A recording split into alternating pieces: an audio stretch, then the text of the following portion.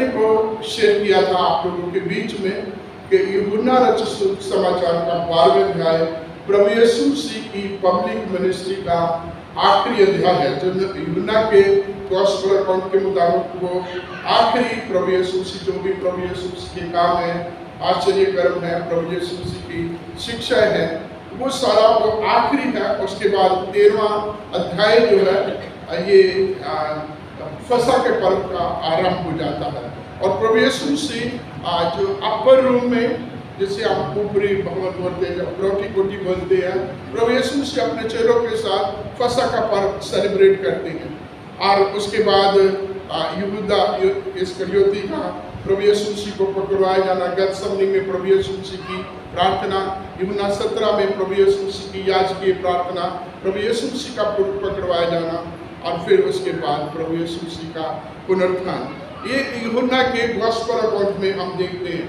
आज का जो हिस्सा पढ़ा गया है, ये आप सबका बड़ा जाना पहचाना हुआ है, कई बार पढ़ा है। इस घटना के बारे में आप बहुत अच्छी तरीके से जानते हैं कि प्रभु यीशु मसीह ने 4 दिन के मुर्दे लाजर को जिंदा किया, और ये आखिरी हिस्सा है। और यूहन्ना के सुसमाचार के अनुसार प्रभु यीशु मसीह का आखिरी मौजज़ा, प्रभु यीशु मसीह के जीवन काल, प्रभु यीशु मसीह की इस जो है दुनियावी सेवकाई में प्रभु यीशु मसीह ने अंतिम चमत्कार किया है। और ये चमत्कार बहुत बड़ा है, बहुत बड़ा है, क्योंकि उन तमाम धारणाओं को, उन तमाम एक तरीके के आलोचना को प्रभु यीशु मसीह ने एक तरीके से उनको धरा का धरा रख दिया, और उनके बीच में इस व्यक्ति को जो 4 दिन से मरा हुआ है, उनके सामने जिंदा किया। और प्रभु का वचन जो हमने 45 वचन से 57 वचनों तक पढ़ा है, प्रभु का वचन कहता है कि बहुत सारे लोग उस जगह पर आए हुए थे। उस जगह पर यहूदी थे, फरीसी थे, शास्त्री थे, सदूकी थे, और तमाम वो यरूशलेम के आसपास से जितने भी इस परिवार को जानते हैं, वो सारे इनके यहाँ उनको सांत्वना देने के लिए आते हैं, इनको जो है कंडोलेंस के लिए इनके घर में आए हुए थे। और यहूदी रीति के अनुसार जिस समय प्रभु यीशु मसीह का कार्यकाल था, जो है 7 दिन तक लोग आते थे और परिवार के साथ रहते थे। परिवार की तमाम इस दुख के समय सारे घर की जिम्मेवारियों को उठाते थे। आज भी जैसे हमारे में होता है, जब किसी घर में किसी का देहांत हो जाता है, चाय पानी का, खाने का तमाम प्रबंध हम आसपास के लोग, कई जगहों पर चर्च के लोग करते हैं। एक स्पेशल कमेटी बनी होती है।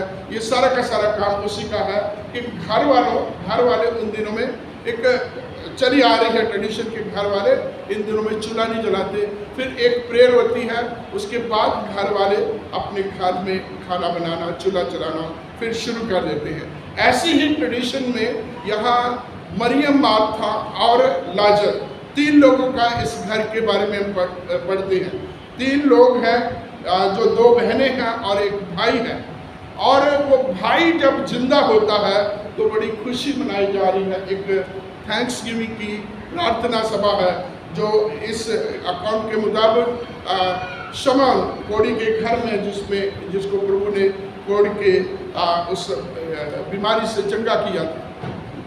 और वचन में लिखा है, जब लाजर मर गया, जब उसका अंतिम संस्कार कर दिया, उसको कब्र में दबा दिया, तो लोग लगातार यहाँ 7 दिन इनको सांत्वना, इनको शांति, इनको तसल्ली देने के लिए इनके पास आए हुए थे। और उस बीच में प्रभु यीशु जब संदेश पाते हैं, जो यूहन्ना के 11वें अध्याय के पहले ही वचनों में, तो प्रभु यीशु मसीह संदेश मिलते ही प्रभु यीशु मसीह का कथन था कि ये बीमारी मृत्यु की नहीं, बल्कि इसलिए ये प्रभु की महिमा के लिए, परमेश्वर की महिमा के लिए है। तो प्रभु यीशु मसीह ने पहले डिक्लेयर कर दिया, पहले उनको बोल दिया था, और मरियम और मार्था को संदेशा भेजा था कि तुम्हें विश्वास करना है, और विश्वास करोगे तो तुम परमेश्वर की महिमा को देखोगे। अभी इस घटनाक्रम में 4 दिन हो गए हैं। ये 7 दिन के लोग आए हैं जो इनके साथ, अफसोस करें, इसमें प्रोफेशनल भी होते हैं, जिनको हम हमारी भाषा में रोदाली बोलते हैं। ऐसे लोग इकट्ठे होते हैं जो एक तरीके से कुछ इनके पास लिरिक्स होते हैं, गीत होते हैं, इस तरीके की भाषा होती है, ये बोलते हैं और पीछे लोग परिवार के जो आसपास के लोग वो रोते हैं, उन चीज़ों को रिसाइट करते हैं और उसमें जो है फिर लोग रोते हैं, भावुक करते हैं, ताकि उनके जो मन का बोझ है, उनका जो गम है वो निकल जाए और वो जो है अपनी इस कष्ट, इस दुख से वो छुटकारा पा करके और बोझ से हल्के हो जाए। तो इस प्रकार यहाँ जो है रोने वालों को भी बुलाया जाता है। आप उस हवाले को जानते हैं, जब याइरस की बेटी को जिंदा किया जाता है तो प्रभु यीशु मसीह जब उस घर के अंदर जाते हैं, वहाँ बांसुरी बजाने वाले, रोने और तरह तरह से जो है आवाज़ें निकालने वाले वहाँ थे और प्रभु ने उनको डांट के घर से बाहर निकाल दिया कि बच्ची मरी नहीं है बल्कि वो सो रही है। यहाँ भी ऐसे लोग थे, यहाँ भी इन लोगों को तसल्ली देने के लिए वहाँ से बहुत सारे लोग यहाँ आए हुए थे।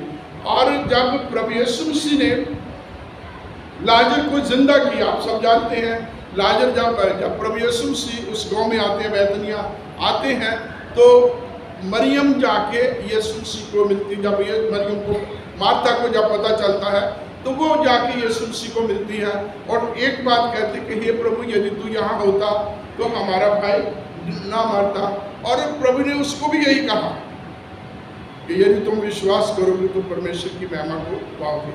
वो घर आती है और मार्था को, मरियम को आके बताती है कि प्रभु आए हैं और एकदम से वो भी उठ के प्रभु यीशु मसीह को मिलने के लिए जाती है और एक यही बात जाकर के प्रभु यीशु मसीह से कहती है, हे प्रभु, यदि तू यहाँ होता तो हमारा भाई ना मरता। वही जवाब उसको भी मिलता है, यदि तुम विश्वास करोगे तो तुम परमेश्वर की महिमा को देखोगे। क्योंकि प्रभु यीशु मसीह ने जिस समय लाजर बीमार था तभी कह दिया था कि ये बीमारी मृत्यु की नहीं है, ये बीमारी परमेश्वर की महिमा की है। और उसी महिमा को उनके बीच में प्रकट करने के लिए प्रभु बार बार उनको जो है ये बात याद दिला रहे कि यदि विश्वास करोगे तो तुम परमेश्वर की महिमा को देखोगे। और फिर मुलाकात होती है, प्रभु यीशु मसीह आते हैं, प्रभु यीशु मसीह कब्र पर जाते हैं और यहाँ घर वाले कहते हैं प्रभु से तो मरे हुए 4 दिन हो गए, अब तो बुधवार हुई होगी।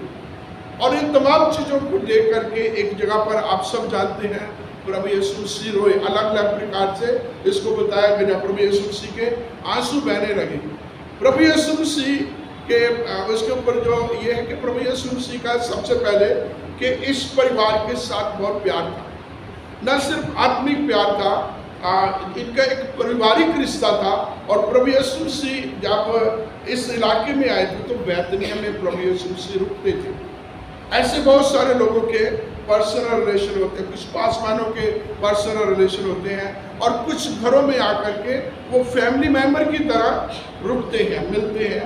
ऐसे प्रभु यीशु मसीह यहाँ एक फैमिली मेंबर की तरह इस घर में आया जाया करते थे। तो यहाँ बहनों को देखकर जब बहनें रो रही हैं, विलाप कर रही हैं, उनका भाई उनके बीच में नहीं रहा, तो प्रभु यीशु मसीह एक तो उनको सांत्वना देते हैं और एक इंसानी नाते प्रभु यीशु मसीह के बारे में हम गीत गाते हैं, इंसान है वो कामिल और सच्चा खुदा वो है। एक इंसानी नाते प्रभु यीशु मसीह का एक ह्यूमन एस्पेक्ट यहाँ दिखाई देता है कि उनके इस दुख में आकर के, उनके दुख में वो भी दुखी होता है और उनके आंसू बहते हैं। और इतना ही नहीं, प्रभु यीशु मसीह का जो रोना है किसी और वजह से, और प्रभु यीशु मसीह ने उनको उलाहना भी दिया, उन शहरों को, यरूशलेम को, उन तमाम लोगों को ताड़ना दी कि जैसे जो जो काम मैंने तुम्हारे बीच में किए, जो जो बड़े काम मैंने किए कहीं और किए होते, दूसरे शहरों का नाम है सूर, सैदा में और जगहों पर किए होते जहाँ उनका हाल तुमसे अच्छा होता। कहने का मतलब कि वो तुमसे बेटर होते।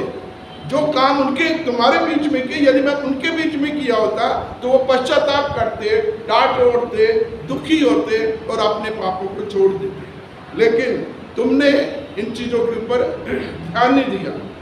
प्रभु यीशु मसीह यरूशलेम को कितनी बार मैंने चाहा कि तुम्हें आप ऐसे संभालो जैसे मुर्गी अपने बच्चों के अपने पंखों के बीच में संभाले, लेकिन तुमने ध्यान नहीं दिया। और फिर प्रभु क्या कि न्याय के दिन तुम्हारा हाल कैसा। उनके अविश्वास को देख करके प्रभु यीशु मसीह प्रभु यीशु मसीह पीछे मुड़ के देखते हैं तो वो हालात, जो काम उसने किए हैं, वो लोग विश्वास नहीं करते। प्रभु यीशु मसीह उनके बीच में देखते हैं तो उनका दोगलापन प्रभु यीशु मसीह को दिखाई देता। विश्वास तो करते हैं, लेकिन जिस प्रकार से जो विश्वास करना चाहिए वो नहीं, जितना कहते हैं इट्स नॉट इनफ, वो नहीं। आप जानते हैं तीसरे अध्याय में हम देखते हैं कि जो है निकोदेमुस नामक व्यक्ति जो आराधनालय का सरदार है, वो मानता है कि प्रभु यीशु मसीह जो काम तू करता है, यदि जब तक परमेश्वर उसके साथ नहीं है वो नहीं काम कर सकता, ऐसे काम नहीं कर सकता। वो इतना तो मानता है, लेकिन उसको अपना मुक्तिदाता उद्धार करता करके नहीं उसको स्वीकार करता। और जिस वजह के लिए प्रभु यीशु मसीह आए थे, जो आशीष देने के लिए आए थे, वो वहां तक वो लोग नहीं पहुंच पाते। बहुत कम लोग हैं जो यहाँ तक पहुंचते हैं।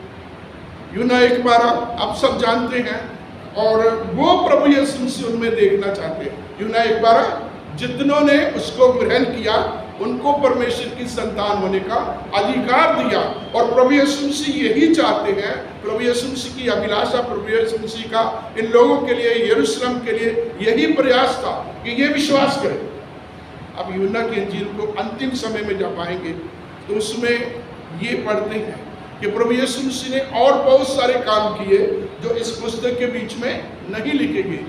अगर लिखे जाते थे तो बहुत बड़ी किताब होती जो दुनिया में ना रखी जाती, इतनी बड़ी पुस्तक बन जाती। ये जितना भी रिकॉर्ड किया गया है, ये इसलिए किया गया है कि तुम विश्वास करो कि प्रभु यीशु मसीह परमेश्वर का पुत्र था, और विश्वास करने के द्वारा जीवन पाओ।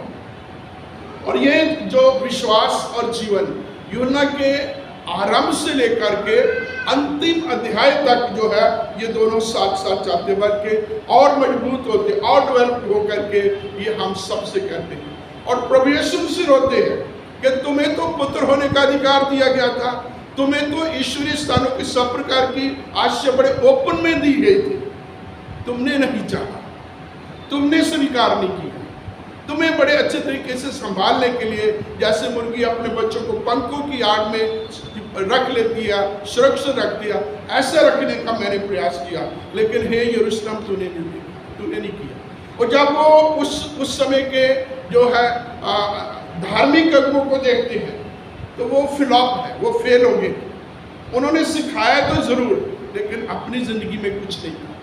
एक यहाँ देखो जिसको हम बोलते हैं जो है झूठी धार्मिकता, स्यूडो रिलीजन, वो उनके बीच में एक जो स्पिरिचुअलिटी होनी चाहिए थी वो नहीं थी। इसलिए प्रभु यीशु मसीह लोगों को कहते हैं, यदि तुम्हारी धार्मिकता इन शास्त्रीय फरीसियों से बढ़कर नहीं होगी तो तुम परमेश्वर के राज्य में किसी प्रकार से प्रवेश नहीं कर। उनके इस हालात को समझ के, इस हालात को देख करके प्रभु यीशु मसीह यरूशलेम पर रोया, प्रभु यीशु मसीह इस जगह पर रोया।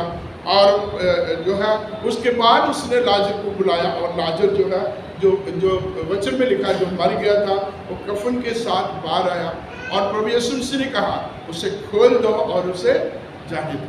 प्रभु यीशु मसीह ने उसे जीवित किया। प्रभु यीशु मसीह ऐसे वही जिंदगी जो है हम सबको वो देना चाहते हैं। इसके साथ ही साथ जब आप आगे बढ़ेंगे तो जब यूहन्ना ने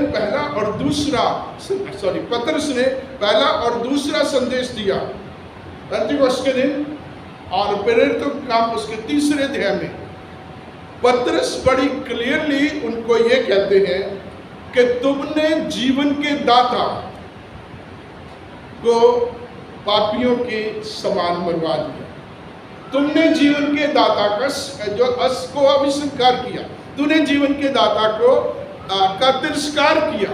इतना ही नहीं, तुमने उसको मरवा दिया। इतना ही नहीं, तुमने उसकी जगह उसको चुन लिया जिसने जिंदगी भर में लोगों को मृत्यु के घाट उतारा था, जिसने जिंदगी भर में बुराई की थी, पाप किया था, डकैती की थी, तुमने उसको चुन लिया। और उनके बीच में दोनों जगहों पर पतरस ने जो है चेलों के साथ मिलकर के उनको कायल कर दिया, साबित कर दिया कि तुम प्रभु यीशु मसीह की जो धर्मी था, जो परमेश्वर की ओर से था, तुम उसकी मृत्यु के जिम्मेवार हो। और वो फिर टूट जाते हैं और चेलों से पूछते अब हम क्या करें कि हमें इस पाप से, इस मृत्यु के पाप से जो है हमें क्षमा मिल सके। वही चीज जो है यीशु मसीह इस जगह पर उनके इस अविश्वास को देख करके प्रभु यीशु मसीह के आंसू हैं कि इनके बीच में इतने काम किए गए, इतना संभाला, इतना करता रहा, लेकिन ये तो सिर्फ खाना खाने के लिए आ रहे थे, ये तो सिर्फ तमाशाई थे, ये तो सिर्फ आलोचना बातों को पकड़ना करके लिए आ रहे थे, ये कोई एक अच्छी मंशा से थोड़े आ रहे थे। तो इस सारे हालात को, उस समय की धार्मिक पद्धति को, धार्मिक अगुवा, तमाम चीज़ों को का फेलियर देख करके प्रभु यीशु मसीह पर रोते हैं, उनको उलाना देते हैं। और आगे जब हम बढ़ते हैं, यहाँ 3 प्रकार के ग्रुप हैं। पहले वो जो यहाँ विश्वास करते हैं, एक वो ग्रुप है जो इनके बीच में उन्होंने सुना, उन्होंने देखा और जाकर के एकदम से फरीसियों को, सदूकियों को, शास्त्रियों को जाके बताते हैं। और तीसरा ग्रुप वो ये सब सुन के एक प्लान करता है कि प्रभु यीशु मसीह को किस प्रकार से मारा जाए, किस प्रकार से इसको खत्म किया जाए। आप 45 वचन में देखेंगे, यहाँ लिखा है बहुत सारे लोग जो उनको तसल्ली देने के लिए आए थे वो उनके घर में थे और प्रभु यीशु मसीह के इन कामों को देख के उन्होंने विश्वास किया। अभी सबने विश्वास नहीं किया और ऐसे लोग भी हैं, शमौन कोढ़ी है जिसने विश्वास किया, जनकंदा है जिसने विश्वास किया, मरियम मार्था लाजर है जिसने विश्वास किया, और बहुत सारे लोगों को देखेंगे जिन्होंने विश्वास किया। एक लिस्ट है, प्रभु यीशु मसीह के 11 चेले हैं जिन्होंने विश्वास किया और जो सच्चे दिल से, पूरी रूह और सच्चाई से प्रभु यीशु मसीह के साथ चल रहे हैं, परमेश्वर की आज्ञाओं को वो मान रहे हैं, जैसा होना चाहिए उस तरीके से वो परमेश्वर की आराधना करते आ रहे हैं। आप बहुत सारे ऐसे लोगों को, एक लिस्ट है जिसको हम 120 की लिस्ट कहते हैं, वो इस बीच में है जिन्होंने विश्वास किया और वो परमेश्वर की रूह और सच्चाई से महिमा कर रहे हैं।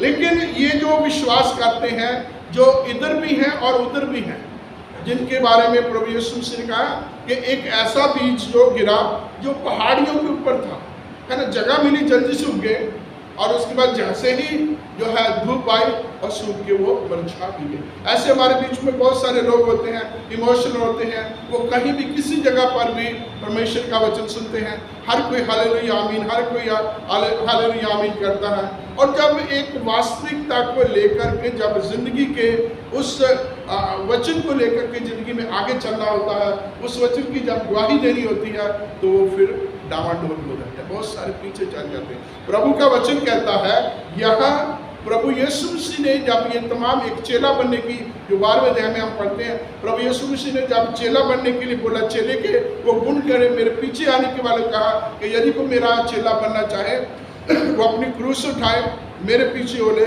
और रोज उसे तमाम चीज़ों के बारे में जब बताया गया तो बहुत सारे लोग जो थे, बहुत सारे प्रभु यीशु मसीह के चेले उसको छोड़ करके चले गए। और प्रभु ने उनको, इन 12 में से फिर इनको कहा,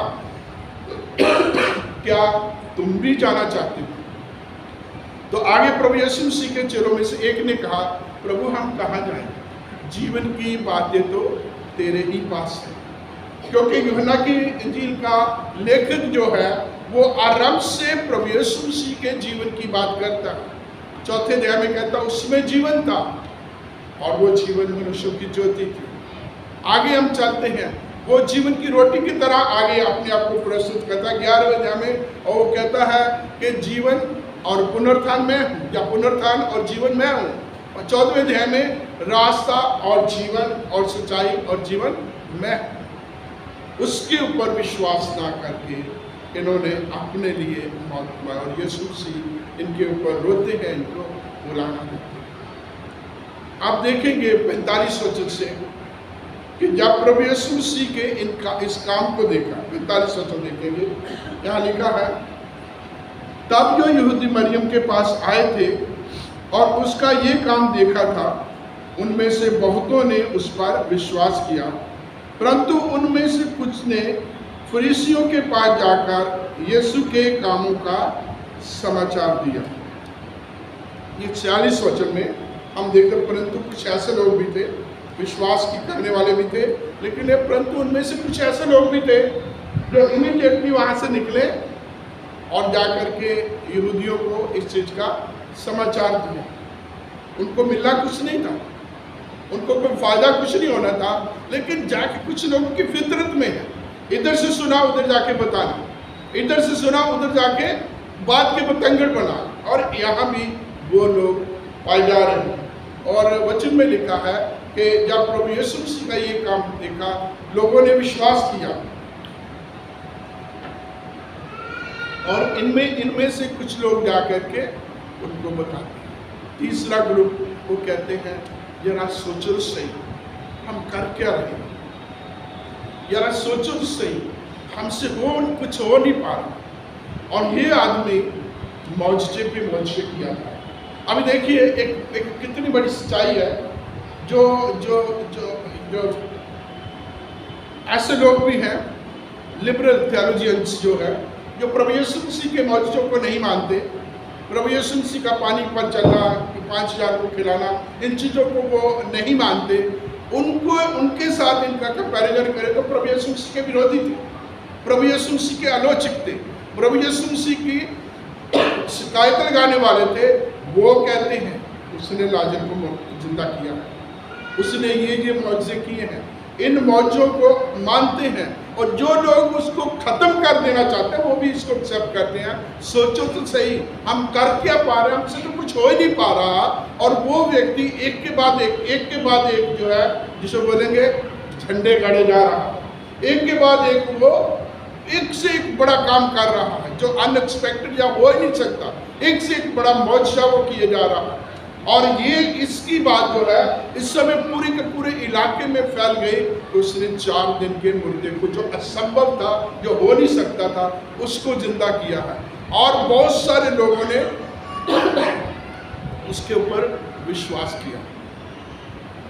और यहाँ प्रभु यीशु मसीह के मारने का अब जो है वो मौका ढूंढ रहे थे, और उन्होंने ऐलान कर दिया कि जो बताएगा प्रभु यीशु मसीह के बारे में उसको इनाम दिया जाएगा। क्योंकि प्रभु यीशु मसीह को वो ये वक्त जो था, ये परमेश्वर का नियुक्त वक्त है। देखिए कि वो अपने आप से कुछ नहीं कर सकते थे, परमेश्वर का एक अपना निर्धारित समय था। उस समय से पहले कुछ नहीं हो सकता। पहले भी प्रभु यीशु मसीह को पकड़ना चाहते थे, एक जगह पर प्रभु यीशु मसीह को पहाड़ी से गिराना चाहते थे, कुछ नहीं कर पाए। लेकिन इस समय जब फसह का पर्व नजदीक है, जो परमेश्वर का एक निर्धारित समय है, प्रभु यीशु मसीह ने खुद अपने आप को जब समर्पित करते खुले में ये सब कुछ हो गया, तो अब वहाँ उस समय का जो याजक है जिसका नाम काइफा है, वो भविष्यवाणी कर रहा है। वो भविष्यवक्ता नहीं है, वो उस समय का एडमिनिस्ट्रेटर है उनका। और उसने ये कहा कि ये हमारे लिए कितनी अच्छी बात है कि हमारी पूरी कौम के लिए एक व्यक्ति बने। और वचन में लिखा है कि उसने ये भविष्यवाणी इसलिए नहीं की थी कि उसको ये कोई अधिकार था, परंतु ये परमेश्वर ने उसके द्वारा उसके मुख में डाला कि ताकि अब जो है इस पूरी के पूरे उनके प्रोजेक्ट को जो परमेश्वर का था वो उनके द्वारा प्रभु पूरा करे। पहला ग्रुप विश्वास करने वाला जो उसके ऊपर विश्वास करते हैं, दूसरा ग्रुप जो कंप्लेन करने वाला है, भागे हैं वहाँ जाकर के यहूदियों से, शास्त्री फरीसियों से बोलते हैं, और तीसरा ग्रुप जो उस समय के अगुए हैं, जो उस समय के जो इंतजाम करने वाले हैं, वो जो प्रभु यीशु मसीह को खत्म करना चाहते हैं। क्योंकि उनकी सोच क्या थी? उनकी सोच ये थी कि अगर हमने इसको छोड़ दिया, अगर इसी तरीके से ये इस प्रकार के मौजज़े करते रहे, तो फिर रोमी आ जाएंगे, हमारी कौम और हमारे देश को अपने वश में कर देंगे और हमारी जगह को भी वो ले लेंगे। अब इन लोगों को जो इस समय के धार्मिक अगुए हैं, इनको किसी से कुछ लेना देना नहीं है, सच्चाई से, परमेश्वर के कामों से, उस धार्मिकता से कुछ लेना नहीं है। उनको अपनी पोजीशन से है कि रोमी लोग आ जाएंगे, रोमी सरकार आ जाएगी और वो हमारी जगह को और हमारी इस जो है हमारे देश को, हमारी कौम को, उसको अपने अधिकार में ले। और क्या है, हमारा धंधा चौपट हो जाएगा। हम जो है, हमें जो अधिकार मिले हैं, ये सारे के सारे ऐसे चले गए। तो उनका कंसर्न क्या है कि हमारी जगह हम खाली बैठ जाएंगे, हमें जो है पद से हटाया जाएगा, हमारे हाथ में कुछ नहीं रह जाएगा। इसलिए कि हम पद पर बने रहें, इसलिए कि हमें ये सारे जो संसारिक तौर पर अधिकार मिले हैं वो मिले रहें, तो वो जीवन के दाता, जीवन के प्रभु को उन्होंने एक जो है एक डाकू के निस्बत उसको जो है मरवाना इन्होंने जो है स्वीकार किया और आपस में प्लान किया, जो उसको पकड़वाएगा उसको इनाम दिया जाए। और क्लाइमेक्स ये है, आप सब जानते हैं कि यहूदा इस्करियोती जो प्रभु यीशु मसीह के चेलों में से एक था, वो तैयार हुआ और उसने इस काम को आगे अंजाम दिया। 3 प्रकार के लोग थे, उसमें हम था। पहले थे विश्वास करने वाले, दूसरे थे सुन के और उसको जो है कंप्लेंट करने वाले, और तीसरे थे परमेश्वर के या प्रभु यीशु मसीह के विरोध में काम करने। कहीं ना कहीं हम भी, हम अपने आप को जांचें और प्रभु के हाथों में समर्पित